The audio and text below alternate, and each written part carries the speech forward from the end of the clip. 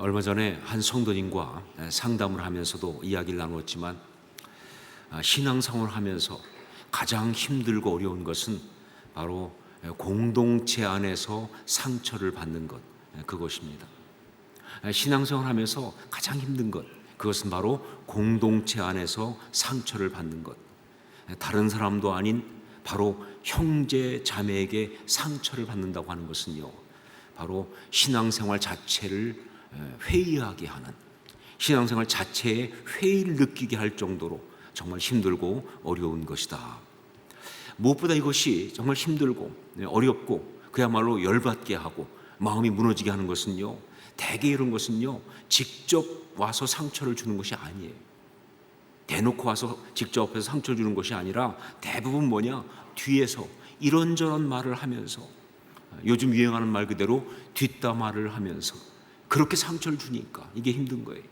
거기다가 말이죠, 거의 사실이 아닌 그런 말을 지어내거든요. 그러니까 정말 사실도 아닌 그런 말을 지어내면서 정말 교묘하게 그야말로 말풍선을 날린다. 말풍선 아시죠? 이렇게 풍선처럼 이렇게 하는, 뭐 교회를 위하는 척, 내가 생각할 때는 영적으로 보면 말이죠, 뭐 이래가면서 말이죠, 그렇게 말풍선을 날리면서 그렇게 아주 교묘하게 말을 하니까 그야말로 사람들의 악함과 죄성을 그대로 드러내는 그런 것이어서 정말 우리를 힘들게 하는 것이다. 자, 그런데 여러분, 바로 그렇기 때문에 신앙생활 하면서 이게 너무나 중요한 거예요. 공동체 안에서 상처를 받았을 때 바로 그때 그 상처에 대해서 어떻게 대처하는가, 이게 참 신앙을 보여줄 수 있는 정말 중요한 순간이다, 그런 것이죠. 여러분, 주님께 소명을 받아서 또 비전을 받아서 그래서 그 사명을 이루는 귀한 일을 하는 그것만큼 중요한 것이 뭐냐, 바로 그 과정에서 공동체 가운데서 형제 자매에게 이렇게 상처를 받았을 때 그때 그것을 어떻게 대처하느냐, 이게 그만큼 또 중요한 거예요. 왜냐하면요, 우리가 이렇게 주님 앞에서 바르게 서려고 하면 마귀가 당연히 공격하지요. 못하게 한다, 그 말입니다. 그런데 그때 그 마귀가 그걸 막으려고 공격할 때 어디를 공격하느냐, 일을 못하게 하는 게 아니에요. 바로 이 관계를 공격한다는 것이죠. 정말 사랑하는 사람들 공동체로부터 이런 상처를 받게 하면서 이걸 공격한다는 거예요. 이것이 마귀의 주된 공격의 포인트예요. 그렇기 때문에 이게 너무나 중요한 것이다 하는 것이죠. 여러분, 바울 사도도 그렇습니다.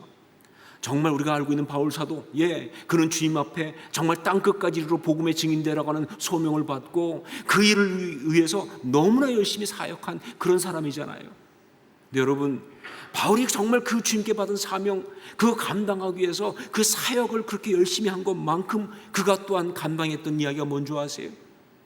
바로 공동체 안에서 상처를 받았을 때 그걸 처리하는 그 일을 위해서 그가 정말 최선을 다했던 그런 사람이다 하는 거예요. 사도행전 보면요, 이 두 가지가 다 나오고 있어요. 그리고 오늘 말씀은요, 그 가운데 두 번째 해당하는 그런 말씀입니다. 이제 우리가 그 내용을 같이 보겠습니다.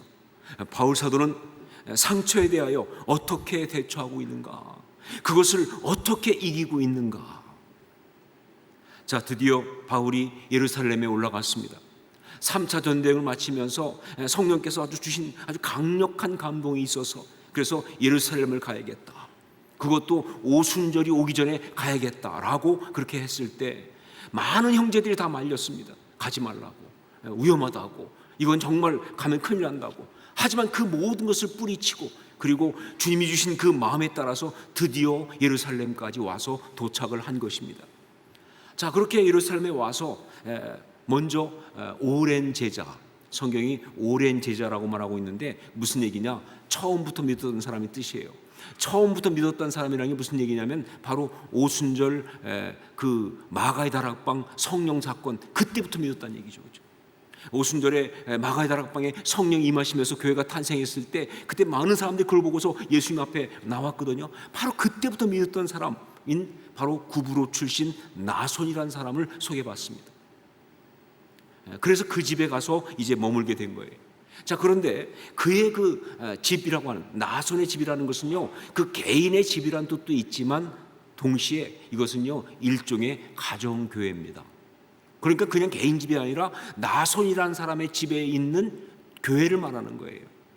바로 거기에 갔는데 거기서 형제들에게 아주 따뜻하게 환영을 받습니다. 굉장히 분위기가 좋았어요. 여기서 말하는 이 형제들이라는 게 누구냐? 그 나손과 함께 신앙생활을 있는 그 교인들을 말하는 거예요.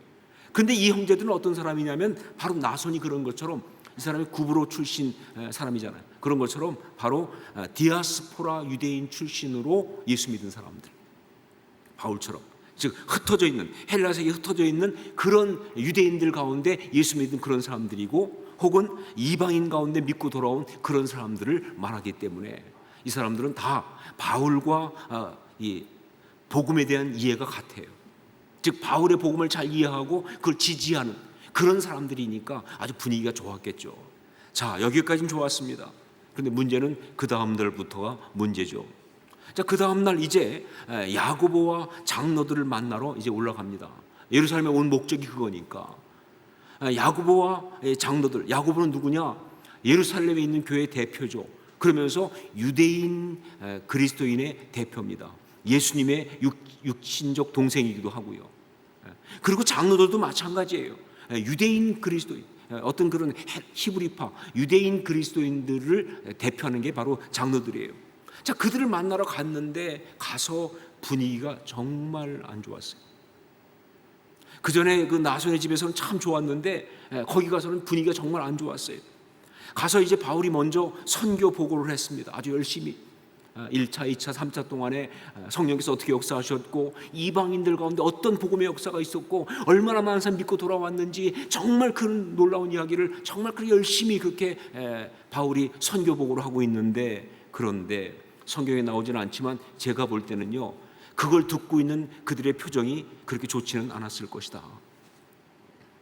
정말로 그렇구나 하고 적극적으로 받아들이는 것이 아닌 어떤 표정이냐, 이런 거죠. 먼저 너 말할 거 있으면 먼저 말해봐라. 그리고 이제 따질 것이 있다. 이런 분위기예요. 여러분 그런 거 경험해 보셨어요? 아주 썰렁하거든요. 아주 험악하거든요. 먼저 한번 말해봐. 그리고 나면 이제 우리가 따질 게 있어.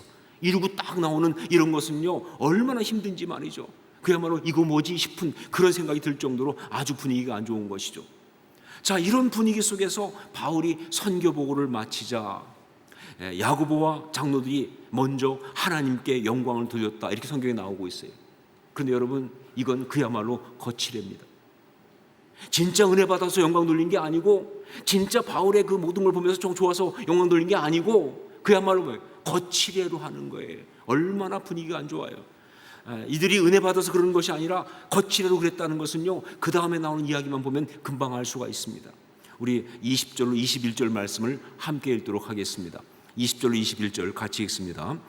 그들이 듣고 하나님께 영광을 돌리고 바울더러 이르되, 형제여, 그대도 보는 바에 유대인 중에 믿는 자 수만 명이 있으니 다 율법의 열성을 가진 자라.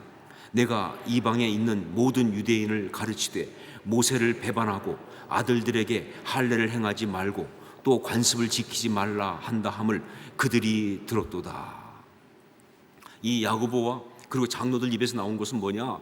여기 예루살렘에 수많은 유대주의 그리스도인들이 있는데 그들 사이에 너에 대한 아주 안 좋은 이야기가 들리고 있다, 그런 얘기예요. 그 얘기가 무슨 얘기냐? 바로 바울, 네가 이방에 있는 모든 유대인들을 가르치되 모세를 배반하고 아들들에게 할례를 행하지 말고 또 관습을 지키지 말라고 말했다는 이야기를 그들이 들었다는 거예요. 여러분, 한마디로 말해서 말이 안 되는 이야기입니다. 아니, 바울이 언제 유대인들한테 모세를 배반하라고 가르친 적이 있었나요? 바울은 뭘 얘기했습니까? 이방인들에게 예수를 믿기 위해서 먼저 할례를 받고 유대인이 될 필요는 없다고 말한 것뿐이죠. 그렇죠? 이방인들이 먼저 유대인이 되어야 그 다음에 예수를 믿을 수 있는 것이 아니고 그냥 예수만 믿으면 된다고, 너희가 예수 믿기 위해서는, 너희가 구원받기 위해서는 꼭 할례 받을 필요 없어, 너희가 어떤 유대인의 율법을 꼭 지켜야 되는 거 아니야 라고 말했을 뿐이지, 언제 유대인들한테 할례 받지 말라고, 할례해서는 안 된다고, 율법 지키면 안 된다고 말한 적이 있냐 그 말이에요. 율법의 관습을 지키지 말라고 말한 적이 있냐 그 말이에요.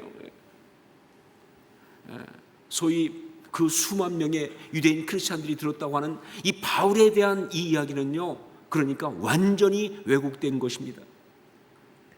그런 말을 하고 다니는 자들은요, 바울을 시기하고 모함하기 위해서 그런 식으로 말을 싹 바꾼 거예요. 얼마나 교활합니까? 이방인들한테 그렇게 말했는데 유대인들한테 그렇게 말했다고 싹 바꾼 거잖아요. 그렇죠? 정말 말도 안 되는 그런 이야기를 가지고 그렇게 모함을 하고 있다. 자, 여러분 이런 식의 이야기를 들었다고 생각을 해보십시오. 다른 사람도 아닌 같이 믿는 사람에게서, 다른 사람도 아닌 소위 형제 자매라고 하는 그런 믿음의 지체로부터 이런 이야기를 들었다고 생각해 보세요.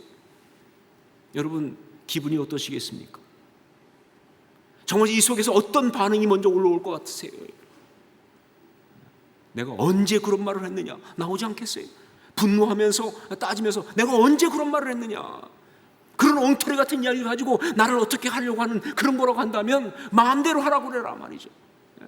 그리고 당신들 소위 예루살렘 교회 장로라고 하는 그런 당신들은 아니 어떻게 그렇게 엉터리 같은 이야기를 그냥 듣고 있었습니까? 생각해 보니까 정말 그렇게 말하고 다니는 그들보다 그런 말을 듣고 나한테 와서 이렇게 얘기하고 있는 당신들이 더 섭섭합니다. 좀 제가 너무 리얼했나요? 그럴 수밖에 없어요. 왜냐하면 제가 많이 해봤거든요. 우리 감정이 이렇게 올라오잖아요, 그렇죠? 정말 이런 얘기 들으면 안 올라올 수가 없는 거예요. 자, 그런데 여러분 기억하셔야 합니다. 이것은요, 감정이 이렇게 올라오고 아무리 리얼하게 말하고 그런다 할지라도 이것은요, 단지 우리를 무너뜨리고 하나님의 나라를 파괴하려고 하는 마귀의 그 공격에 아주 제대로 당하고 깨지고 있는 바로 그런 모습일 뿐이라는 사실을, 이거는요 정말 감정이 올라오고 그런다 할지라도 이것은 단지 우리를 무너뜨리고 하나님의 나라를 파괴하려고 하는 마귀의 그 공격에 아주 제대로 당하고 깨지고 있는 그런 모습일 뿐이라는 것을 여러분 기억하셔야 돼요. 이것은 절대로 신앙인의 모습이 아닙니다. 이것은 절대로 이런 상처에 대해서 신앙인이 보여야 될 반응이 아니라고 하는 거예요. 여러분 제가 여러 번 얘기했던 것처럼 죄를 이기는 것이 신앙이라고 한다면, 하나님의 나라를 이루는 것이 신앙이라고 한다면 상처에 대한 신앙인의 반응은 절대 이래서는 안 된다는 거예요. 자, 그러면 공동체 안에서 이렇게 상처를 주는 이야기를 들었을 때, 아니 그런 정말 말도 안 되는 어떤 상처에서 나온 그런 공격을 내가 받았을 때, 그런 이야기를 들었을 때 그때 우리는 신앙인으로 어떻게 해야 하느냐 하는 것이죠. 그렇다면 우리가 신앙인으로 그때 어떻게 해야 하는가? 여러분, 바울 사도가 놀라운 하나님의 사람으로 그 귀한 복음 역사를 잘 감당하는 정말 성공적인 신앙이 된 이유는요, 그가 정말 열심히 사역하고 성공적으로 사역하고 복음 잘 전하고 하는 그것을 잘해서만이 아니에요. 그만큼 또 뭐냐? 바로 이런 순간에 보여준 그의 모습, 즉 상처, 대처, 이것을 정말 신앙으로 잘했기 때문에 바로 그래서 그런 거예요.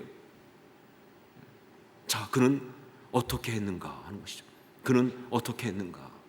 첫 번째, 상처와 대화하지 않는다. 이게 그의 원칙이에요. 상처와 대화하지 않는다. 오늘 말씀 보십시오. 그런 뒤집어지는 이야기를 들었는데 말이죠, 정말 그렇게 막 말도 안 되는 이야기를 하고 있는데도 바울은 한마디도 변명하거나 해명하고 있지 않습니다. 뭐 변명까지는 몰라도 해명 정도는 할 수 있는 거 아니냐 싶은데도 말이죠, 그런데 전혀 한마디도 하고 있지 않아요. 성격 때문에 그런가? 아니요, 상처를 주는 그런 이야기를 듣고도 가만히 있을 수 있는 성격은 없어요. 더구나 바울의 성격은요, 평소 본다면 이건 절대 가만히 있을 사람이 아니죠. 그런데도 여기서 보면 바울 사도는 한마디도 대답을 하고 있지 않습니다. 한마디의 대응도 없습니다. 이게 뭘 말하는가? 바로 상처와는 대화하지 않는다, 이걸 말하는 거예요. 상처와는 대화하지 않는다는 그의 상처 대처의 첫 번째 원칙을 보여주고 있는 거예요. 상처와는 대화하지 않는다라고 하는, 미국이 가지고 있는 이 범죄와의 전쟁 혹은 테러와의 전쟁에서 몇 가지 원칙들이 있어요. 그런데 그 중에 하나가 뭐냐? No ransom policy라고 하는 게 있어요. No ransom policy. 여기서 이 랜섬이란 말은 뭐냐? 이거는 이 몸값이거든요. 몸값. 그러니까 no ransom policy는 뭐냐? 몸값을 절대로 지불하지 않는 정책이에요. 이게 무슨 얘기냐면요, 이 테러범들이 혹은 범죄자들이 사람을 인질로 잡고 정부에다 대고 몸값을 요구할 때 미국 정부는 어떤 경우에도 몸값을 지불하지 않아요. 몸값을 협상하지 않습니다. 아무리 인질이 위험해도 절대 몸값을 협상하거나 몸값을 지불하지 않습니다. 개인은 할 수 있어요. 하지만 정부는 하지 않아요. 왜 그러냐? 이유가 있어요. 만약에 몸값을 한 번이라도 지불하게 되면요, 그때부터 모든 미국 사람은 다 위험해지는 거예요. 왜? 도처에서 이제 인질을 잡고 그리고 몸값을 요구할 테니까. 그러니까 그런 일이 일어나면 안 되기 때문에 아예 절대로 몸값에 대해서는 정부가 협상도 안 하고 지불하지도 않는다는 거예요. 이게 No Ransom Policy라고 하는 그런 거예요. 저는 이것이 영적으로 상처에 대한 우리의 대처에도 그대로 적용되어야 한다고 생각합니다. 그래요. 상처가 아무리 우리를 자극하고 뒤집어 놓고 그래서 감정적으로 힘들고 막 견딜 수 없이 그랬다 할지라도 말이죠, 상처하고는 대화를 해서는 안 되는 것입니다. 왜냐하면요, 그렇게 만일 상처하고 상처에 대해서 마주 소리 지르고 또 여기저기 다니면서 억울함을 호소하고 이렇게 상처와 대화를 하게 되면요, 그게 바로 뭐냐? 그게 바로 마귀가 원하는 거예요. 그것이 정말 마귀에게 넘어가는 거니까. 그러니까 절대로 상처에 대해서는요, 그것과 대화하지 않는다는 그 원칙. 이걸 영어로 하면 어떻게 표현할 수 있을까? 생각해 보니까 좀 어색하긴 하지만 No talking policy. No talking policy. 대화하지 않는 원칙이에요. No talking policy. 근데 그거보다는 진짜 더 실감나는 표현은 바로 뭐냐? 개무시 팔러시입니다. 개무시 팔러시. 예, 진짜 무시하셔야 돼요. 말 섞을 필요도 없어요. 대화할 필요가 없어요. 그냥 개무시하는 그 정책, 개무시 팔러시. 이것이 바로 진짜 맞는 거예요. 바울 사도는요, 바로 이 원칙을 가지고 있었습니다. 그게 잘 보여준 것 중에 하나가 바로 빌립보서 이야기예요. 여러분, 빌립보서 옥중 서신이잖아요. 바울이 로마 감옥에 있을 때 쓴 거예요. 자, 그런데 바울이 로마 감옥에 갇혀 있다 보니까 밖에서는요, 별별 소리가 다 들려왔어요. 특별히 바울을 좀 반대했던 이 세력들은요, 그동안 좀 말 못하고 있다가 바울이 감옥에 들어가니까 봐라, 하나님께서 가둬놓으신 것이다, 하나님이 저를 버렸다부터 시작해가지고 이번 기회에 우리가 좀 세력을 넓히자. 그래서 막 다니면서 막 더 열심히 말이죠, 막 자기네 세력 넓히고 막 이런 식의 일을 막 하면서 이야기를 하고 다니는데 이 말이 그냥 다 바울을 뒤집어 놓는 말들이에요. 자, 그런데 그는 그 모든 것에서 대꾸도 하지 않습니다. 다만 말한 것이 뭐냐? 그럼 무엇이냐? 거칠애로 하나 참으로 하나 무슨 방도로 하든지 전파되는 것은 그리스도니 이로써 나는 기뻐하고 또한 기뻐하리라. 그렇게 상처 주는 말이 있지만 그것은 아랑곳하지 않고 복음 전해지면 됐지 뭐. 정말 한마디로 상대를 안 합니다. 이게 바로 바울의 원칙이에요. 여러분, 상처를 대처하는 바울의 이 첫 번째 원칙을 기억하셔야 합니다. 정말 상처와는 대화할 필요가 없습니다. 같이 앉아 따지고 해명하고 그럴 필요가 없어요. 하물며 여기저기 다니면서 자기 억울함을 호소하고 같이 비방하는 그런 식의 말은 절대로 해서는 안 되는 거예요. 물론 몇 가지의 좀 오해가 있어서 그 오해를 풀어줘야 될 것 같으면 이야기할 수 있어요, 만나서. 하지만 오늘 말씀에 나온 것처럼 말이죠, 이게 대놓고 비열하게 정말 이런 식으로 말하고 다니는 거라고 한다면 그야말로 상함이고 악함인 것이 명백한 경우에는요, 말할 필요가 없어요. 말해서 풀리지 않습니다. 말할 필요가 없을 정도가 아니라 여러분이 스스로 그것을 묵상할 필요도 없어요. 아니, 곰곰이 생각할수록 뒤집어지는 생각을 왜 합니까 도대체? 곰곰이 생각할수록 열받는데 왜 하냐 그 말이에요. 그렇죠? 생각할 필요도 없어요. 다만 내 자신이 해야 할 것을 담담히 해나갈 밖에, 내가 지켜야 할 것, 내가 해야 할 것을 그냥 담담히 해나갈 밖에, 이게 신앙이에요. 이것이 바로 십자가 신앙의 능력인 거예요. 상처와는 대화하지 않는다. 두 번째, 또 하나의 원칙이 있었습니다. 그게 뭐냐? 상처가 세력을 얻지 못하게 한다. 상처가 세력을 얻지 못하게 한다. 오늘 말씀에 보면요, 야고보와 예루살렘 교회 장로들이 나름 바울을 위한답시고 한 제안을 합니다. 그런데 이 제안은요, 한마디로 말해서 바울의 자존심을 완전히 깎아내리는 그런 제안이에요. 우리 23절로 24절 말씀을 함께 읽겠습니다. 23절 24절 같이 읽습니다. 우리가 말하는 대로 하라.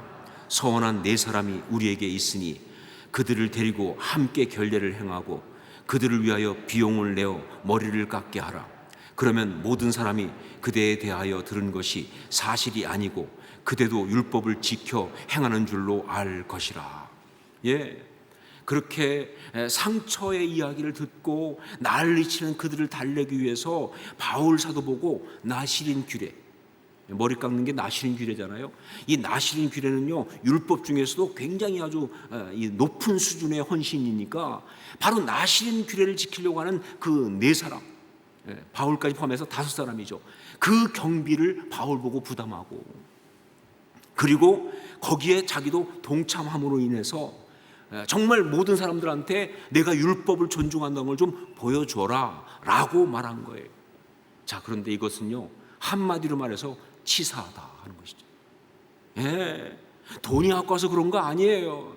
정말 그렇게까지 해서 그들한테 자신을 보여줘야 한다는 그 자체가, 이게 정말 치사하고 정말 자존심이 상하는 일이에요. 예, 보통 같으면 못한다. 내가 왜 그런 식으로 나를 증명해야 하는가? 그들이 잘못된 이야기를 듣고 잘못된 생각을 하고 있는데 그걸 풀어주기 위해서 내가 그런 일까지 해야 되느냐 말이죠. 아니, 신앙을, 헌신을 그런 식으로 써먹냐 말이죠. 이렇게 말할 수밖에 없는, 정말 그렇게 이야기할 수밖에 없는 그런 것이 바로 이런 이야기죠, 일반적으로 본다면. 그런데 놀랍게도 오늘 말씀 보니까 바울 사도는요, 그런 제안을 그대로 따릅니다. 자존심 다 내려놓고 그냥 다 받아요. 왜 그랬을까요? 그게 자기 자존심만 깎일 뿐이지 그렇게 한다고 효과가 없다는 걸 알고 있어요. 예, 그런다고 그들이 마음을 돌리거나 바울을 인정해 주거나 그러지 않을 걸 알고 있어요. 하지만 그대로 했습니다. 왜요? 이유는 딱 한 가지예요. 상처가 세력을 얻지 못하게 하기 위하여예요.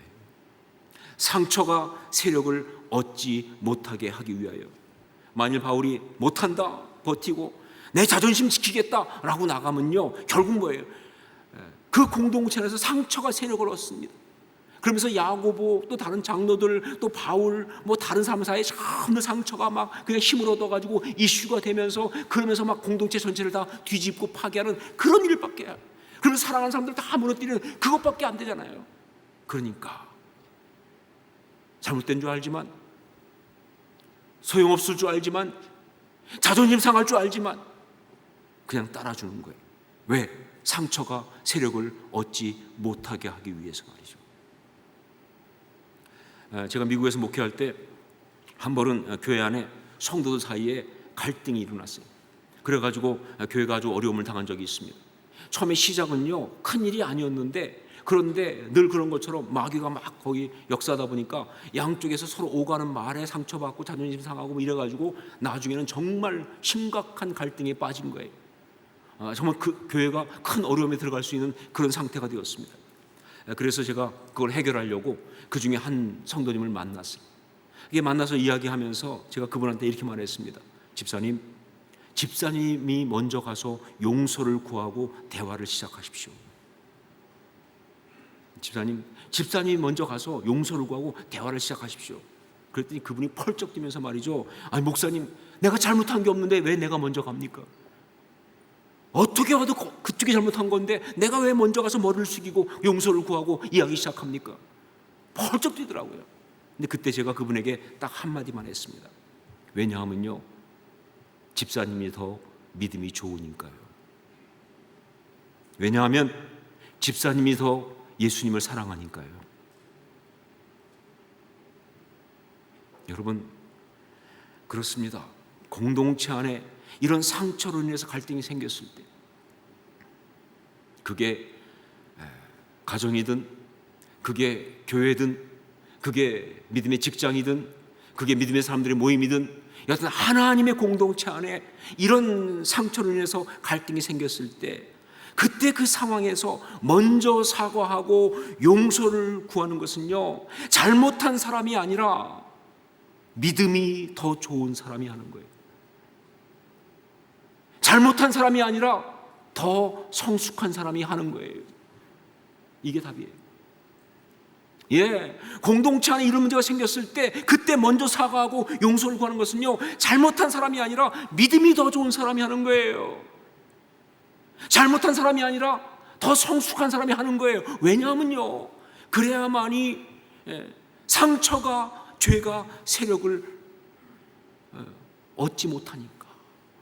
아니, 상처가, 죄가 세력을 얻지 못하게 해야 하니까. 그래서 공동체를 무너뜨려서는 안 되니까 말이죠. 지킬 거 지켜야 하니까. 이게 신앙입니다. 사랑하는 여러분, 제가 오늘 칼럼에도 썼지만, 상처를 이용해서 우리를 파괴하려고 하는 마귀에게 넘어가는 것, 이게 바로 어리석음이에요. 어리석은 건 바로 그게 어리석은 거예요. 상처를 이용해서 우리를 파괴하려고 하는 마귀에게 넘어가는 게 그게 어리석음이에요. 반면에 그런 상황에서 그 반대로 그 상처를 이용한 마귀의 괴계를 좌절시키는 것, 그게 바로 지혜로움이에요. 그 상처를 이용하는 마귀의 괴계를 좌절시키는 것, 이게 진짜 참 신앙의 능력인 지혜로움이다, 그런 얘기죠. 그렇죠? 바울 사도는 바로 그렇게 지혜로운 사람이었습니다. 자, 그런데 바울 사도는 그때 어떻게 그렇게 할 수 있었을까? 정말 속이 뒤집어지는 그런 이야기 듣고 그렇게 억울하고 분한 그런 상황 속에서 어떻게 상처와는 대화하지 않는다는 그 원칙을 지킬 수 있었을까? 정말 어떻게 상처가 세력을 얻지 못하게 하라 하는 그 방침을 지킬 수가 있었을까 말이죠. 분명히 쉽진 않았을 것입니다. 그런 이야기를 들었을 때 입을 다물고 따지지 않고 속으로 그것을 되뇌이지 않는다는 건 정말 쉬운 얘기가 아니에요.